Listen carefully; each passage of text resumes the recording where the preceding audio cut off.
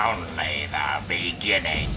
As long as you're buried 6 feet under, I don't care what journey you go on. But now that he's dead, the town might finally get a chance at normalcy. I sincerely doubt anything will come of Peatslun. The village is plagued by too many troubles. Oh, Alaron, you're young enough that you have yet to see what kind of prosperity humans can bring to a place, even one so troubled as Peatslun. Let's bury this death spawn in the cemetery and call it a day. And so the village of Peatslun prospered. A few quiet weeks after Usiel Lazar the Gorish was slain, a huge flower blossomed slowly over their grave. While a beautiful sight, the caretakers began neglecting the nearby gravestones, owing to a horrific stench emanating from the flower.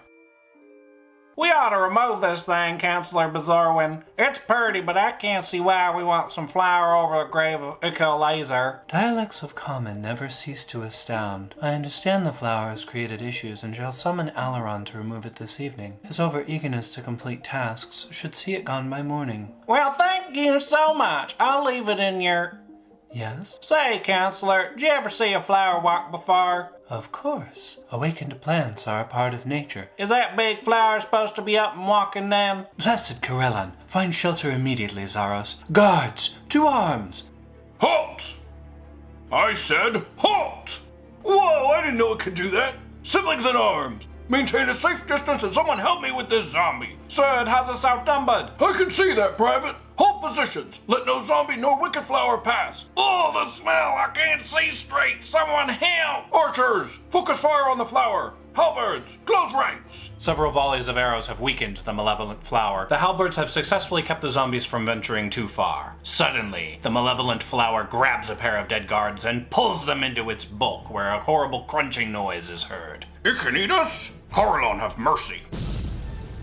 Somebody call for an exterminator. That wasn't funny or profound, Alaron. Captain, order a retreat. We'll handle this. Welcome back to a Compendium of Monsters. This week's entry, the Corpse Flower. Before we continue, please make sure you've subscribed to my channel. It helps me out a lot. Corpse Flowers are challenge level 8, large-sized plants. They have an armor class of 12, average hit points of 127, a speed of 20 feet, a climbing speed of 20 feet, and blind sight out to 120 feet. Outside of this 120 feet, Corpse Flowers are blind, though they are immune to the blinded and deafened conditions. Corpse Flowers have the Corpse's ability. How original. With the Corpse's ability, Corpse Flowers are guaranteed to start with at least 3 humanoid corpses inside their large, leafy bodies, plus an additional 1d6 corpses up to a maximum of 9. It is important to note that these corpses have total cover from attacks and effects that occur outside the Corpse Flower, and they are always humanoid corpses. While it has corpses inside it, a Corpse Flower can use a bonus action on its turn to perform one of 2 things. The Corpse Flower can instantly digest a corpse, regaining hit points. Nothing of the digested body remains, so don't let your fellow party members get grabbed if you plan to bring them back to life inexpensively. The other bonus action allows the Corpse Flower to animate one corpse, turning it into a zombie that appears near the Corpse Flower and acts as its ally in battle. Corpse Flowers have the Spider Climb ability, allowing them to climb up or down difficult surfaces or upside down on ceilings without having to make an ability check. Death from above, anyone? Lastly, Corpse Flowers have the Stench of Death ability. This appears as a horrific smell that saturates a 10-foot radius surrounding the Corpse Flower and forces creatures that start their turn within 10 feet to succeed on a Constitution saving throw or be incapacitated until the end of their turn. On a successful save, a creature is immune to all Corpse Flower's Stench of Death traits for 24 hours. Creatures that are undead, constructs, or are immune to being poisoned are unaffected by the Stench of Death. A fun note: the zombies animated by Corpse Flowers also carry the Corpse Flower's Stench of Death trait. So much fun and so much stank. A Corpse Flower's Stench of Death only begins to fade away if the Corpse Flower is killed, and the stench takes anywhere from 2 to 8 days to finally dissipate. Corpse Flowers have a triple multi-attack that allows them to make 3 strikes with their tendrils. Each tendril attack has a 10-foot range and, on a successful hit, requires the target to make a Constitution saving throw or take additional poison damage. If a Corpse Flower were to hit with all 3 tendril attacks and there were 3 failed Constitution saving throws, the Corpse Flower could deal an average of 75 damage per round. For their second action, Corpse Flowers can instead choose to harvest the dead. The Corpse Flower grabs an unsecured humanoid corpse within 10 feet of it and stuffs the corpse into its plenty bulk. This corpse can then be used to heal the Corpse Flower or become another animated zombie. Corpse Flowers only sprout atop the grave of an evil necromancer, as opposed to a good one, I suppose, or the remains of a powerful undead. Unless the Corpse Flower is uprooted and burned while while it is a seedling, it grows to enormous size over several weeks. After it is fully grown, the corpse flower rips itself out of the ground to begin scavenging corpses from the places you'd expect: graveyards, battlefields, or other places that have lots of freely available bodies. Corpse flowers hate the living and will spend an inordinate amount of energy trying to snuff out any living creatures it can sense. However, a corpse flower's visibility is limited to 120 feet, which greatly affects its ability to find living creatures to kill. While corpse flowers have above average strength, dexterity, and wisdom, they are barely intelligent enough to be sentient murder plants and are unable to make long-term complex strategies. With Blindside as its only option for navigating the world, the corpse flower is at a surprising disadvantage against enemies and finding corpses. Corpse flowers don't have the keen smell trait, which would give it advantage to find buried corpses, so they have to rely largely on unburied remains to sustain their animate, zombie, and healing bonus actions. A corpse flower's disadvantage in combat is that it cannot accurately assess its opponents, their potential to have magic items, or how confident their opponent might be at winning the confrontation. Corpse flowers in combat are about as subtle as a brick wall, but they're not smart enough to go after ranged player characters if there's a tasty melee character keeping it busy. Or if your players shoot a corpse flower from outside its blind sight, it's barely smart enough to run away from something it can't see. If you want to make an encounter more dangerous for your players that engage at range, you could do one of several things. Have the corpse flower throw its animated zombies at a player character standing up to 40 feet away, forcing that PC to make a dexterity saving throw or take 4d6 bludgeoning damage as a stinky zombie flies smack into them. Plus, the comedic potential for airborne zombies screaming as they're flung is inspiring. You could also have the corpse flower spawn more zombies at one time, limited to the number of corpses in its bulk. Or, lastly, you could have one of the 3 multi-attacks be a burrowed tendril capable of hitting a target up to 60 feet away, dealing normal damage for an attack. If you make this change, I advise against making more than one of the 3 attacks hit ranged PCs, because ultimately, this is a melee-focused murder plant. But just because it is a melee-focused murder plant does not mean it has to be an experienced pinata. Anyways,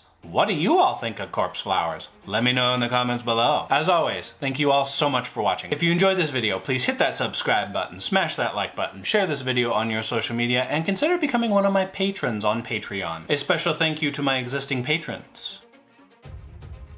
And I'll see you all next time.